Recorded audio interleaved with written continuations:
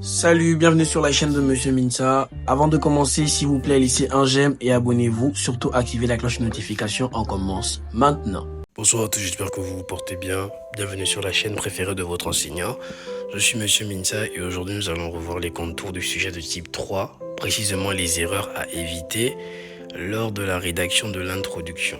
Mais avant de commencer, comme d'habitude, vu que vous aimez ce que je fais, moi en retour, je ressens de l'amour lorsque vous laissez des j'aime et lorsque vous commentez à la fin de la vidéo. Donc laissez déjà un j'aime s'il vous plaît, ça m'encourage à continuer à faire des vidéos. Et à la fin de la vidéo, laissez des commentaires pour dire ce que vous n'avez pas bien compris, ce que vous aimeriez avoir sur la chaîne et moi je ferai un effort d'appliquer cela. Donc, comme d'habitude, vous avez le numéro pour rejoindre le prépa, uniquement pour rejoindre le prépa. De là, le cours il est assez dit, les erreurs à éviter dans l'introduction d'un commentaire de texte en philosophie. On nous dit, l'introduction d'un commentaire de texte, vous lisez avec moi s'il vous plaît. L'introduction d'un commentaire de texte en philosophie est une étape décisive. Elle doit clarifier le texte, donc rendre le texte clair et poser les bases d'une réflexion précise et organisée. Maintenant on dit, cependant, plusieurs erreurs fréquentes peuvent nuire à la qualité de vos travaux. Voici un cours détaillé pour éviter ces erreurs-là, donc suivez attentivement. La première chose, d'abord, vous savez que dans l'introduction, on va retrouver le thème. Donc dans l'introduction, on retrouve, je vous dis déjà 4 éléments. Le thème, la question implicite, la thèse et la question problème. Donc ici, on va commencer d'abord par le thème. On dit le thème. Pour le thème, il ne faut pas confondre avec le sujet général. Après, on dit le thème est la notion centrale que l'auteur traite dans son texte. Point. Il ne s'agit pas du sujet de manière vague, mais d'une idée précise qui traverse le texte. Voici une erreur fréquente. Quand vous dites par exemple de vous donnez un thème trop général ou trop flou, exemple à éviter. Ce texte parle de l'homme, mais comment vous allez simplement dire que le texte parle de l'homme, le texte parle du travail, le texte parle de la société, le texte parle de la religion, le texte parle de la justice, mais il faut un lien. Vous devez créer un lien. Au contraire, il faut être précis.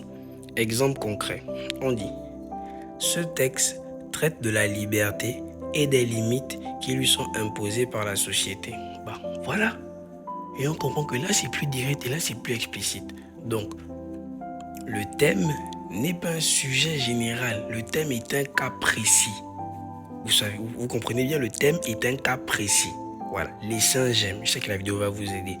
Maintenant, le conseil à donner, c'est quoi? C'est que pour trouver le thème, posez-vous la question de quoi parle l'auteur au fond. Et il parle de l'homme, oui, mais de l'homme vis-à-vis de quoi, par exemple? Il parle du travail, oui, mais du travail vis-à-vis de quoi? Cela doit être dit en une phrase claire et concise. Si vous ne connaissez pas la définition de concise, là, allez maintenant utiliser ChatGPT. Passe-moi pour tricher. Ok. Deuxième chose, la question implicite. Ne pas oublier le problème posé par le texte. La question implicite est celle à laquelle l'auteur cherche à répondre dans son texte. Cette question doit être formulée clairement pour montrer que vous avez saisi la problématique de l'auteur. L'erreur fréquente est la suivante. On dit reformuler le sujet du texte comme si c'était une question sans réflexion. Exemple à éviter. L'auteur parle de la liberté, alors il se demande si la liberté existe. On ne fait pas ça. Voici ce qu'il faut faire. Au lieu de cela, la question doit être plus fine et réfléchie. Exemple concret. La question implicite est, la liberté est-elle possible lorsque l'homme est soumis à des lois? Pour l'interrogation. Donc, le conseil ici à retenir, c'est quoi? C'est que pour trouver la question implicite, cherchez les tensions ou les oppositions dans le texte. Posez-vous, quel problème l'auteur essaie-t-il de résoudre? Et là, vous allez mieux comprendre. Troisième chose maintenant, la thèse. Pour ne pas se tromper sur l'idée défendue par l'auteur, la thèse c'est quoi? La thèse est la réponse que l'auteur apporte à la question implicite. Donc vous voyez que c'est une suite. Il y a une question et la réponse à cette question-là c'est quoi? C'est la thèse. Le thème va emmener la question implicite va emmener la thèse. Vous voyez que ce sont des éléments chronologiques. La thèse est la réponse que l'auteur apporte à la question implicite. C'est l'idée centrale qu'il défend dans le texte. Et une erreur fréquente, c'est quoi? C'est résumer tout le texte sans montrer l'idée principale. Exemple à éviter. Dans ce texte, l'auteur parle de liberté, des lois et de morale. Ça ne veut rien dire. D'abord, c'est le français de Koulamoutou, ça. Ça ne veut strictement rien dire. Au lieu de cela, identifiez l'idée centrale. Exemple concret. L'auteur affirme que la liberté ne peut exister qu'à condition d'accepter certaines règles et limites. Comment trouver la thèse? Pour trouver la thèse, cherchez les phrases clés où l'auteur affirme clairement son point de vue ou sa conclusion. Là, vous comprenez mieux.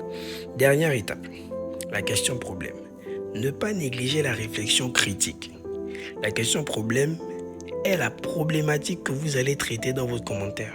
Elle doit aller plus loin que la thèse en montrant qu'il y a une réflexion possible autour des idées de l'auteur.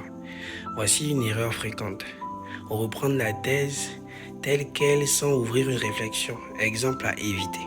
L'auteur a raison, la liberté est liée aux lois. Ça, c'est les choses de Koulamoutou, ça ne veut rien dire. Ce qu'il faudrait normalement faire, il faut ouvrir une discussion. Exemple. Mais une question demeure. La liberté est-elle encore authentique si elle est contrainte par les lois extérieures? Finalement.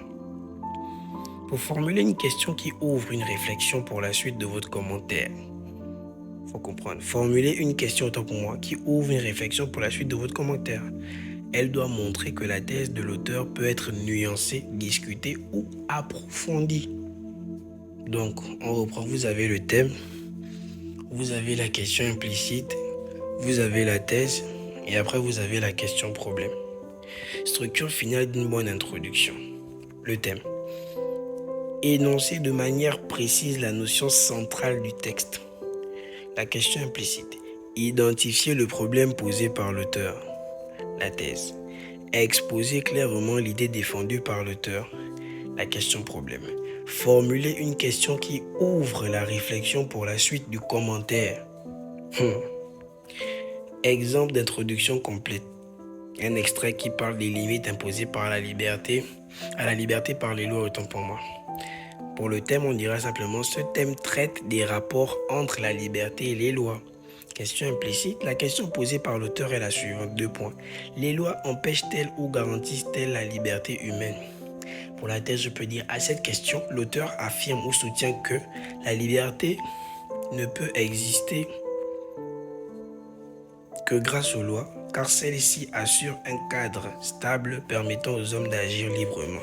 Question problème. Mais peut-on vraiment parler de liberté lorsqu'elle est conditionnée par des contraintes extérieures? On voit déjà, en fait, ça ressemble un peu au sujet de type 1. Mais la différence, c'est qu'on a ajouté le thème. Mais c'est facile, mes enfants, surtout si vous suivez mes cours. Et pour suivre mes cours, c'est simple. Vous vous abonnez et vous laissez un j'aime. Les vidéos vont venir vers vous automatiquement. Chaque fois que je vais poster, vous n'allez rien rater. Voilà. Donc, les conseils, du moins les erreurs à ne plus commettre sont rester vague. Vous ne devez pas rester vague ou vous ne devez pas rester trop général. Pour la question implicite, ne pas formuler le problème du texte. Pour la thèse, se contenter d'un résumé sans clarifier les idées centrales, ça, il ne faut plus faire ça. Pour la question problème, vous ne devez pas oublier d'ouvrir une réflexion critique. Voilà. Donc, ne quittez pas la vidéo sans laisser un j'aime, je répète. Je vous en prie, je suis Monsieur Minsa. Posez-moi toutes les questions en commentaire, je verrai comment vous répondre et bien des choses à vous.